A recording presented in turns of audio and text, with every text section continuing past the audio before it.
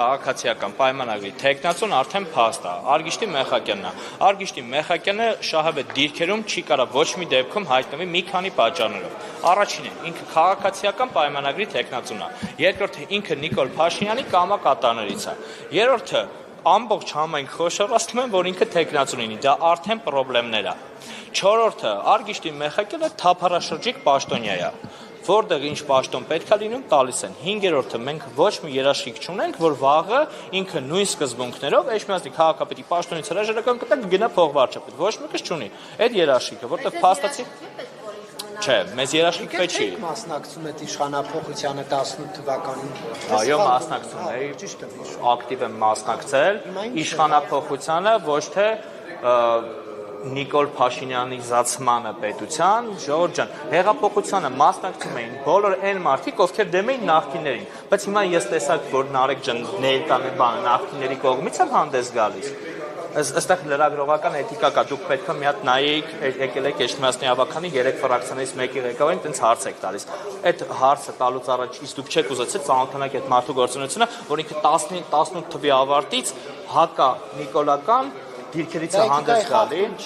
Չէ, դուք չգիտեք, հարց եք տալիս, մի անգամ տեսել եք, որ հեղափոխությանը մասնակցել են։ Կառավարում իսկ Նիկոլ Փաշինյանի։ Ամեն ինչը, ինչ որ կոնկրետ բաներ եք ուզում,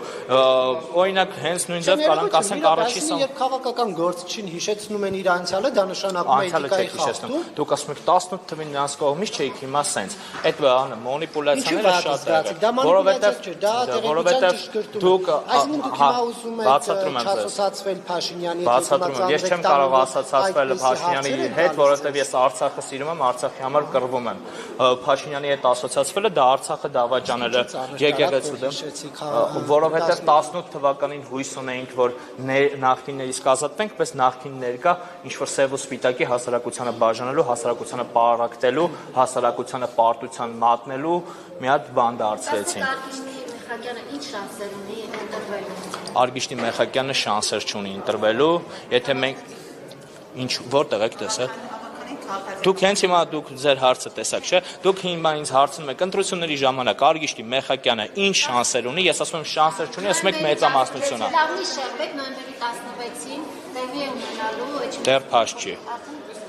Հիմա քանի հենց հիմա կարող է քաղաքացիական պայմանագրից մի քանի հոգի գալիս են, խոշորացումներ չի ստացվում, ամբողջ հավանը հանրապետությունում դուրս են գալիս, ասում են խոշորացման ծրագրերին դեմ են։ Հողի վրա ինչ կա, տեղադրված։ Հողի վրա կա, որ այսօր նիստը չի կայացել։ Խոսակցությունների մակարդակում։ Խոսակցությունների մակարդակում։ Այո։ Խոյի նախկին ղեկավար Արգիշտի Մեխակյանով կարող է բարձր ձայնով հավաքել շատ ձայնով։ Ժողովուրդ, այստեղ ոչ թե Նիկոլ Փաշինյանը հույս ունի, որ ընդեղով մեզ հաղթելու է, այլ գոնե 30%-ից քիչ չի հավաքելու։ Հասկանում եք, խնդիրը հիմա Նիկոլի ոչ թե նրա մեջ է, որ ինքը ավելի շատ պատրաստվում է 26 թվականի ընտրություններին, բայց իրեն պետք է 40% ազգային ժողովում ձեն հավաքել։ 40%-ով Էջմիածնում իրենք քաղաքապետ չեն կայանալու առաջադրեն, բայց 40% էլ չեն հավաքելու, իրենք հավաքելու են մինչև 30%։ Բայց իրենք կարող են այստեղ ժամանակավոր պաշտոնակատար նշանակեն եւ եթե լծակներ իրենց ձեռքում են, շատ հանգիստ, ինչպես այստեղ ասում էին, զավթեն քաղաքապետարանը։ Շատ ճիշտ եք ասում, ժամանակավոր Նիկոլ Փաշինյանը վարչապետը պետք է Էջմիածնի ղեկավար նշանակի օրենքի ուժով։ Երբ որ մենք ստեղ չկայանանք նիստերի ժամանակ, քվորումը չապահովեն, իրանք գնան այդ քայլին, քաղաքական դիվերսիա անեն, հետո առաջադրեն, ինչ պետք անեն, ասֆալտ։ Ժողովուրդ ջան, ասֆալտը անցած ընտրություններից 21 թվականի ընտրությունների ժամանակ ես ասում եմ, ես մարդիկ ասֆալտը հենց նոր սկսեցին անել։ Հիմա ամբողջ քաղաքը տեսնում ենք, այսքան ժամանակ ոչ մի բան չի արվել, սպասում են, որ իրանք մարդ նշանակին ասֆալտ անեն։ Եթե մեր հասարակության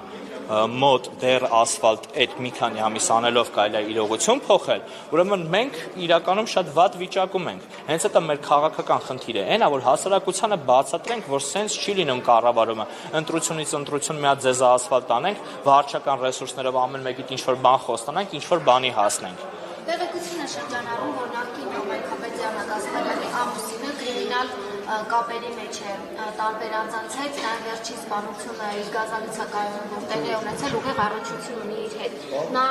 Արամ Միրզոյանը ՔՊ-ի ավականու անդամ է։ այս տեղեկությունները որքանով են հավաստի։ Դուք շատ լավ գիտեք, որ ես քաղաքացիական պայմանագիր կուսակցության բոլոր անդամների հետ խնդիր ունեմ անձնական մակարդակով դեռ 20 թվականի պատերազմից հետո։ Լուրջ խնդիր ունեմ, այնպես խնդիրը, որ ես երբեք որևիցե տեղ իրանց հետ մեր ջուրը մի առվով չի կարա գնա, որտեղ իմ համար հիմնարար Հայաստանի Հանրապետության շատ մի հատ լուրջ բան խախտվել է իրանց կողմից։ Երկիրը բաժանվել է մի քանի մասի սևերի, սպիտակների իրանց կողմից։ Ես շատ վատ վերաբերմունք ունեմ այդ մարդկանց նկատմամբ, բայց մտնել իրավական դաշտ ու գնահատական տալ դա իմը չի։ Դրա համար գոյություն ունի ոստիկանություն եւ այլն եւ այլն։ Եթե այդ մարմինները չեն բավարարում այդ մեր հարցերին, ժողովուրդ ջան, բերեք հեղափոխություն անենք։ Ինչպես է Դիանա Գասպարյանը կարողացել շինթույլտվություն տալ իր սկեսրայդին եւ նորը որ շենքերի հետ կապված նաեւ շինարարություն են անում եւ դուք ավականու անդամ եք այդ ժամանակ ինչպես են կարողացել շինթույլտվություն տալ։ Կարամ պարզ եւ հասանելի ձևով ցույց տամ։ Եթե մենք չենք կարողանում բոլոր ընդդիմադիրներով կվորում ապահովել, մենք կարող ենք մեծամասնություն ունենալ ավականի նիստերի ժամանակ։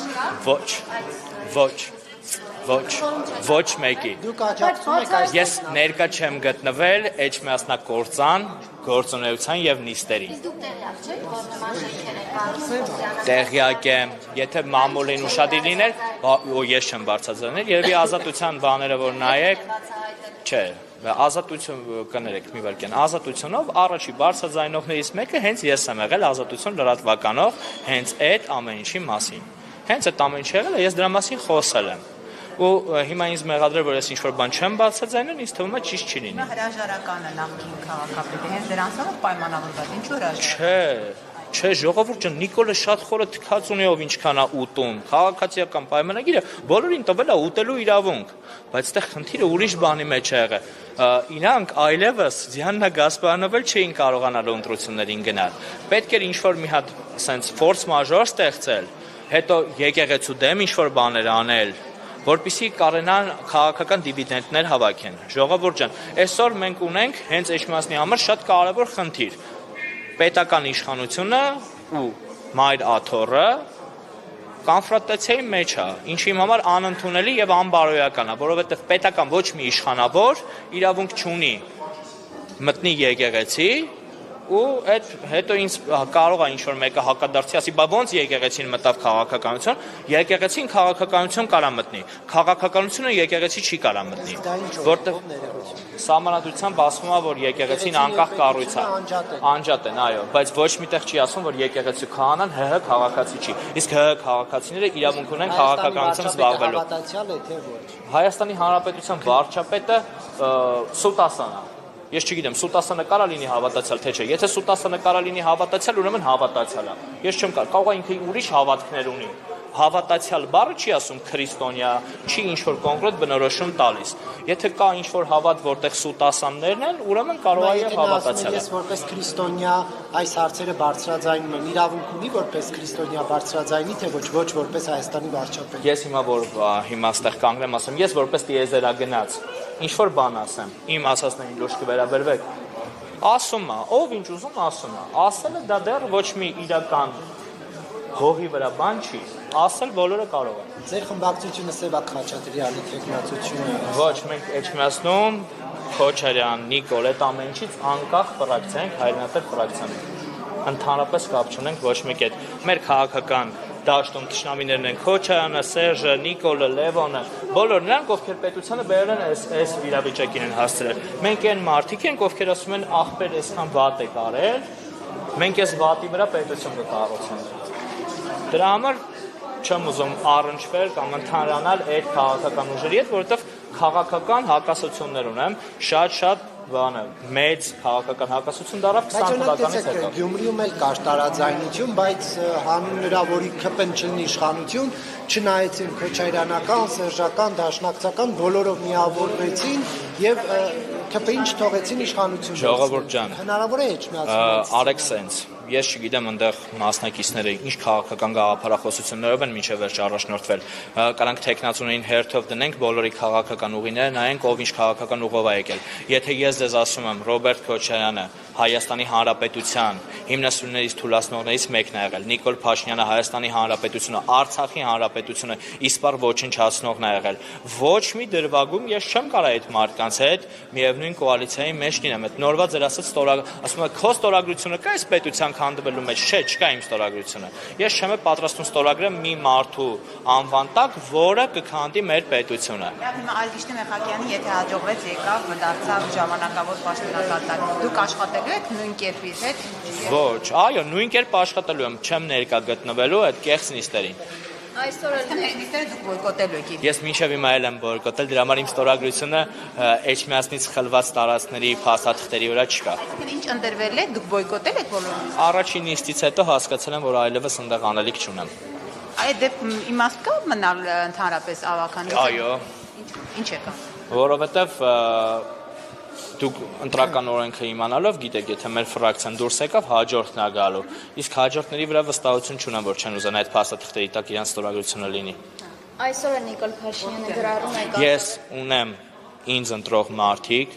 ում առաջ ունեմ որոշակի պարտավորություններ, ու ես իմ պարտավորություններն եմ պահում։ Գոնե առնվազն թույլ չեմ տալիս իրանց անունից,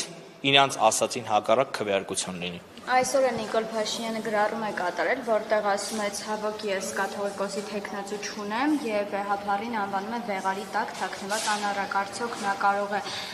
վեհապարին անառակ անվանել այն մարդը, ով Արցախը հանձնել է, ով 2018 թվականին գոռացել է, որ Արցախը Հայաստան է, բայց այսօր 2018-ին չի գոռացել, հետո է գոռացել, 19-ին էլ չէ, 29-ին է գոռացել, կորոնայից առաջ։